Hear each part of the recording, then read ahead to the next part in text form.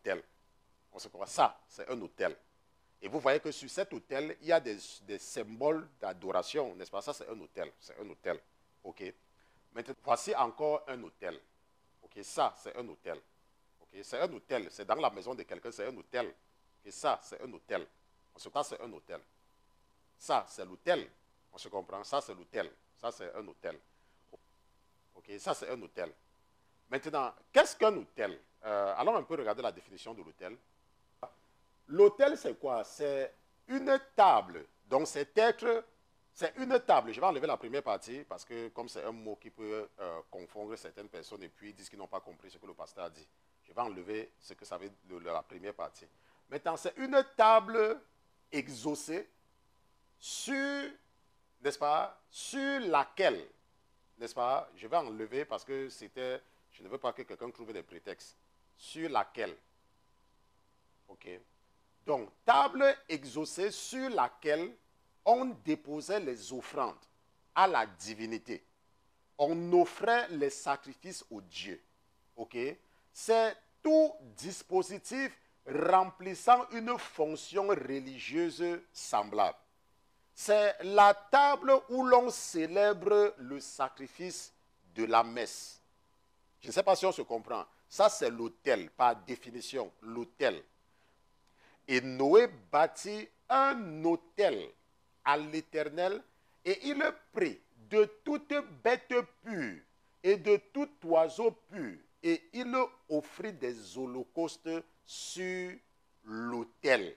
Ok, sur l'autel. N'est-ce pas? C'est très important de comprendre quand tu es chrétien.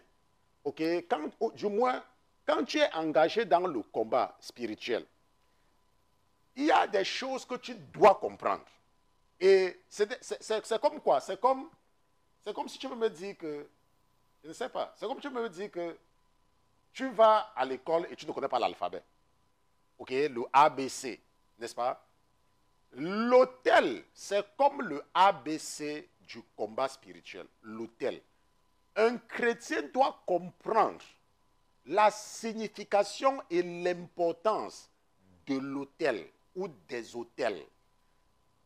Ok, c'est très important. C'est le B.A.B.A. de la spiritualité. C'est le B.A.B.A. de la spiritualité.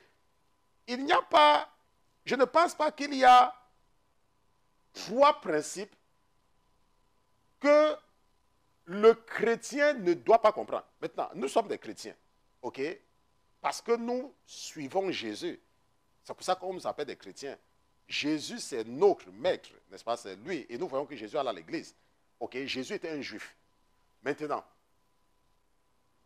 quand tu es un chrétien, tu comprends qui est d'abord Jésus. Parce que ça, c'est le A. Ok? C'est le A. N'est-ce pas? Connaître qui est Jésus. C'est le A. Maintenant, après le A là, il y a le B. Et il y a le C. N'est-ce pas? Je veux dire que il y a des choses qui sont, il y a des connaissances fondamentales que tu dois connaître.